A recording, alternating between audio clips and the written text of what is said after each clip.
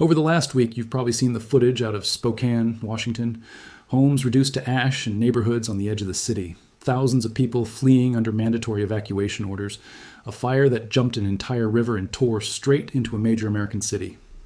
It's been called one of the worst natural disasters Spokane has ever faced, and it absolutely deserves the coverage it's getting. Hundreds of structures destroyed, a metro area of hundreds of thousands of people directly threatened, national news crews on the ground within hours. But here's what almost nobody is talking about. At the exact same time, scattered across the interior Pacific Northwest, several wildfires many times the size of the entire Spokane complex have been burning for over a week, and in some cases over 2. And outside of local news outlets in Washington, Oregon, and Idaho, they have barely registered as a national story at all. One of those fires alone has already consumed more than 400,000 acres, an area larger than the city of Los Angeles, and as of the most recent reporting, it was still less than half contained. Another, up in north-central Washington, has burned roughly 8 times the combined footprint of every fire currently threatening Spokane, and sat at 0% containment for over a week, while national coverage barely mentioned its name. Today, we're going to walk through exactly what's burning out there, why it's gotten a fraction of the attention Spokane received despite being dramatically larger in almost every case, and what this pattern tells us about a genuinely broken relationship between how big a disaster actually is and how much coverage it actually gets. Let's start with the fire that's been dominating headlines, because you need the actual numbers here to understand the comparison that's coming. The blazes around Spokane, largely referred to together as the Spokane complex, ignited within hours of each other on a Saturday in the first days of August. Fueled by dry grass and brush and driven by winds gusting as high as 40 miles an hour, the fires grew explosively, and within hours one of them had actually jumped the Spokane River itself, catching even experienced fire officials off guard and pushing directly into residential neighborhoods inside city limits. Level 3 mandatory evacuations were issued for thousands of residents that same afternoon. Individually, the 3 fires that make up the complex range from a few thousand acres up to just over 5,000, and combined, they add up to somewhere in the range of 10 to 16,000 acres, depending on when you check the count. More than 640 structures were destroyed. It was, by any reasonable measure, a genuine catastrophe. A fire that behaved like an urban firestorm rather than a typical rural wildland blaze, and the reason it dominated national coverage makes complete sense. It hit a city, it hit homes, it hit people's lives in the most direct, visible way a wildfire possibly can. Somewhere between 60 and 67,000 people were forced to evacuate at the peak of the event, which is close to a third of Spokane's entire population. Residents have described coming home to find nothing but chimneys still standing where their houses used to be. And in the days since, the story took a darker turn that made it even bigger news. Investigators arrested a Spokane resident on suspicion of first-degree arson in connection with the most destructive of the 3 fires, the one responsible for the majority of the evacuations. According to officials, witnesses reported seeing a man behaving suspiciously near the origin point right around the time the fire started. Detectives were able to place him at that exact location, and within roughly 48 hours of ignition, he was in custody. That arrest changed the emotional register of the whole story. What had been framed purely as a natural disaster, a consequence of drought and heat and bad luck, now had an alleged human hand behind at least part of it, and that kind of development understandably generates enormous public attention. None of that is undeserved. Destroying hundreds of homes, allegedly on purpose, is an enormous story on its own. It's worth sitting with how quickly that investigation moved, because it says something about how much scrutiny a fire like this attracts the moment it starts threatening a population center. From ignition to arrest in roughly 48 hours is an extraordinarily fast turnaround for a wildfire arson case, and it reflects the volume of resources, investigators, tips, and public attention that gets funneled toward a fire the instant it starts burning down a recognizable neighborhood. That same speed and scrutiny simply isn't available in the same way for a fire burning through open rangeland 200 or 300 miles from the nearest television market, regardless of how large or how dangerous that fire actually is. It's not that investigators or firefighters in those areas care less. It's that the surrounding apparatus of attention, tip lines lighting up, witnesses coming forward, reporters camped nearby, simply isn't there in the same volume when the fire isn't burning next to tens of thousands of potential eyewitnesses. Now let's talk about the fires that almost nobody outside the region has heard of, because there isn't just one, and together they add up to something genuinely staggering. Roughly 400 miles southeast of Spokane, in the high desert rangeland of Malheur County, Oregon, near a small community called Jordan Valley, a wildfire ignited from a lightning strike back in late July. It's called the Big Grass Fire, and unlike the Spokane blazes, it didn't explode into headlines overnight. It simply kept growing day after day, week after week, largely out of view of the national media. By the first few days of August, it had already surpassed 300,000 acres. By the following week, it had climbed past 350,000. As of the most recent reports, it has burned more than 442,000 acres, and it's still sitting at only around 39% containment, meaning well over half of that fire's perimeter remains uncontained even after more than 2 weeks of continuous firefighting effort. Do the math on that comparison for a second. 442,000 acres against roughly 16,000 for the entire Spokane complex. That's not a fire that's a little bigger. That's a fire running somewhere north of 25 times the size, and at earlier points in its growth, when it was sitting closer to 300,000 acres against a Spokane total near 15,000, the ratio was almost exactly the 20 times figure that's been circulating. To put 442,000 acres into a frame of reference that actually means something, that's an area larger than the entire city of Los Angeles, larger than the 5 boroughs of New York City combined several times over, larger than the state of Rhode Island. Nearly 1,000 personnel have been assigned to fight it, working in extraordinarily difficult remote terrain, constructing both direct containment lines right along the fire's edge and indirect lines further back along ridge lines and roads, trying to box the fire in before it can push further into the surrounding ranchland.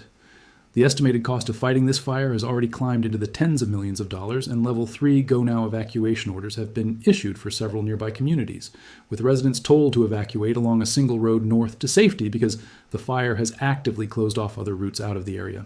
And Big Grass isn't even the only fire of that scale currently burning largely outside the national conversation.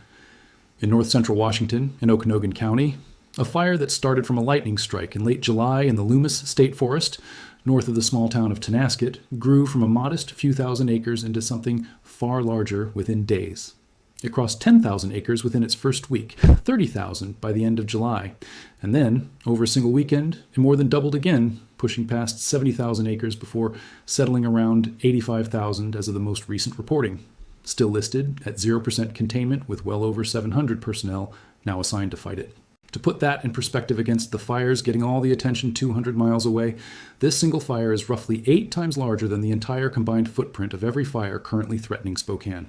Level 3 evacuation orders now cover a huge stretch of territory in the county. Power has been knocked out across a wide swath of the region, and Washington actually had to bring in an outside incident management team from California to help run operations on this fire. Reportedly the first time that specific kind of cross-state activation has happened under the Regional Mutual Aid Agreement. That detail alone should tell you something about how seriously the people actually fighting this fire are treating it, even while the wider public conversation has barely noticed it exists. There's also a third fire worth understanding, one that changed dramatically just in the last several days. Burning in remote country near Lake Chelan, close to the edge of a designated wilderness area, a fire that started from a lightning strike in mid-July stayed relatively contained to unpopulated forest for most of its life, which is part of why it hadn't made headlines until recently. That changed over a single weekend, when wind gusts as high as 50 miles an hour under a red flag warning drove an explosive run.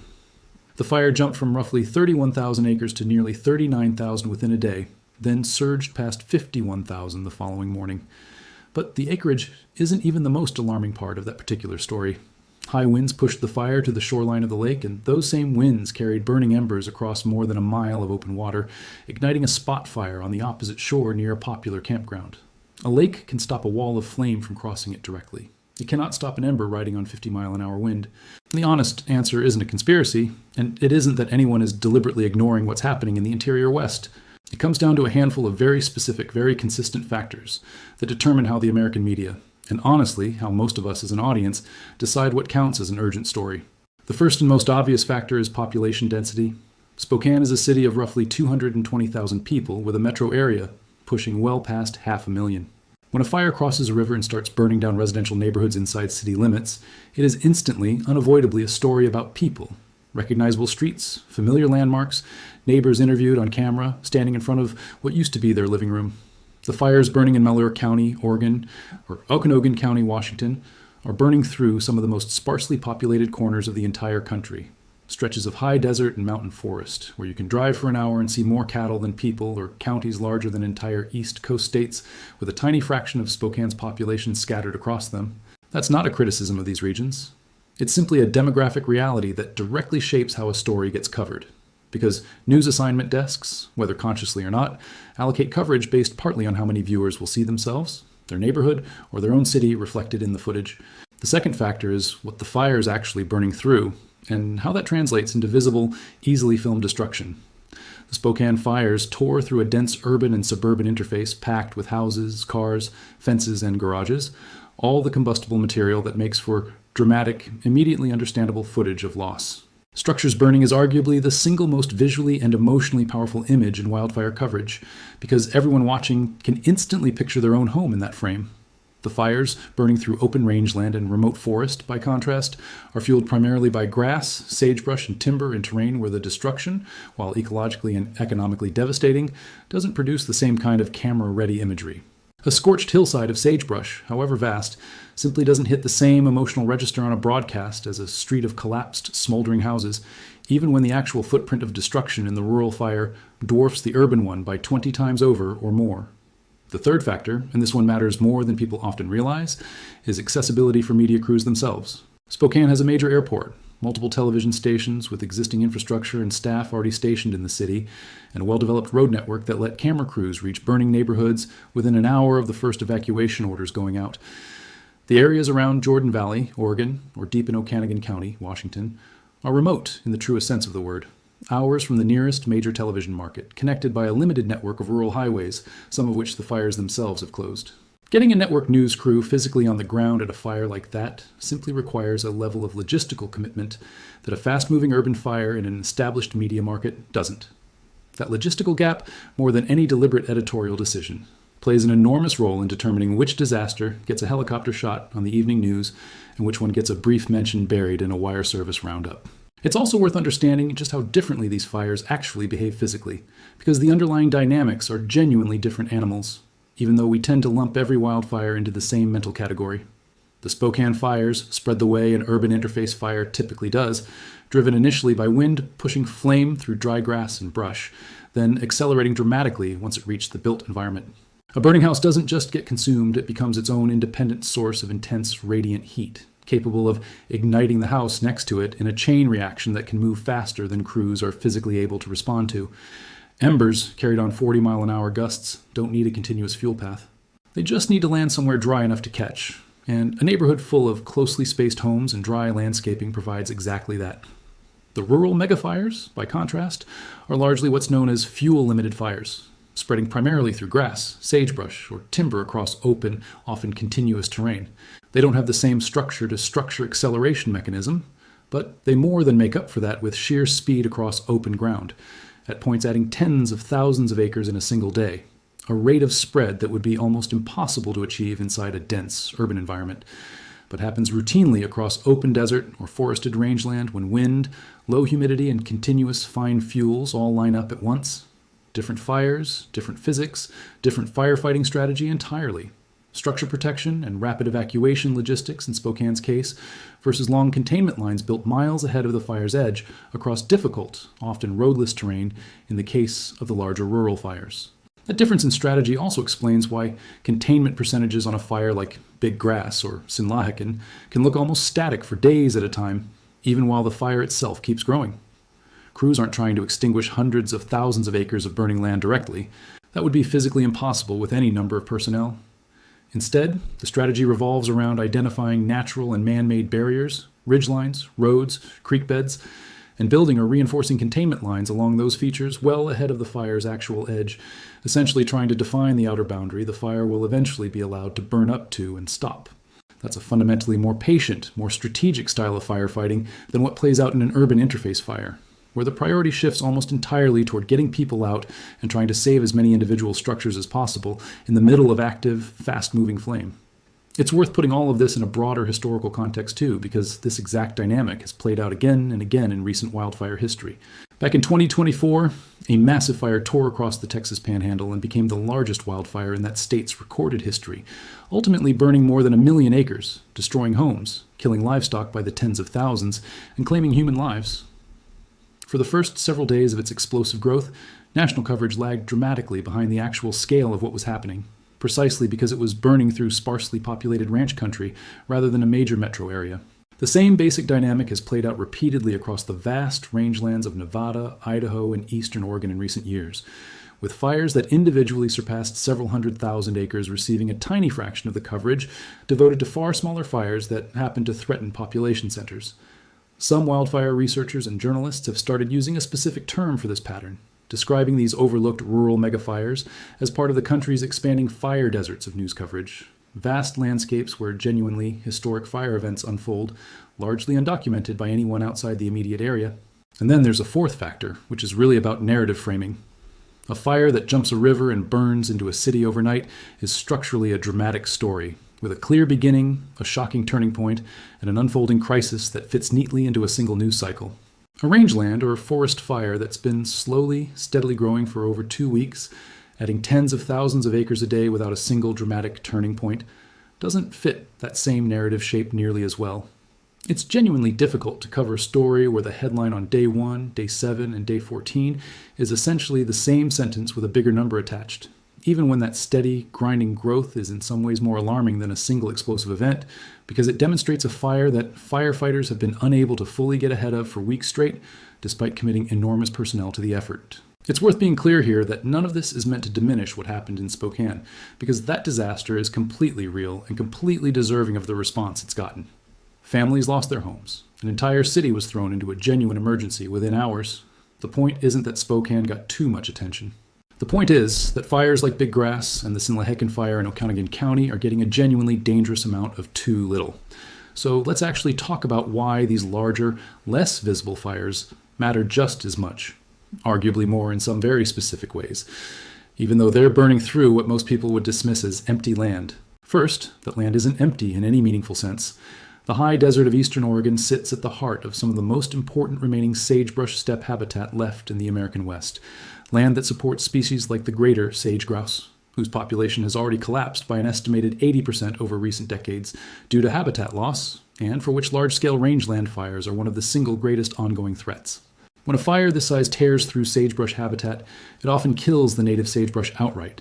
And because sagebrush can take decades, sometimes more than half a century, to fully reestablish itself, a single fire season like this one can permanently alter the trajectory of an entire regional ecosystem. Compounding that problem is a genuinely vicious cycle involving invasive cheatgrass, an aggressive, fast-growing, highly flammable species that rushes in to colonize burned sagebrush landscapes faster than native vegetation can recover, creating a continuous carpet of fine, dry fuel that makes the next fire in that same location both more likely and faster moving than the one before it. Land that used to burn once every several decades under a fire regime the ecosystem could actually recover from is now burning every 5 to 10 years in some areas, locking large stretches of the landscape into a permanent grassland state that can never fully return to what it was before. Second, this isn't uninhabited land in a human sense either. It's working ranch land, grazing allotments that generations of ranching families depend on for their livelihoods. A fire of this scale doesn't just threaten homes directly, it threatens entire operations. Cattle producers in the path of a fire like this face the very real possibility of losing not just structures, but their actual grazing land for years, since burned rangeland typically needs to rest and recover before livestock can be reintroduced, sometimes for 2 full growing seasons or more. For a ranching operation running on thin margins already, losing access to grazing allotments for 2 years can be the difference between staying in business and folding entirely. Third, and this is the piece that connects everything back to the broader picture, these fires aren't happening in isolation. They're part of what's already become one of the worst wildfire seasons in the region's modern recorded history. As of the first week of August, Oregon had already surpassed 2 million acres burned statewide, shattering the state's previous record with roughly 2 months still left in the traditional fire season.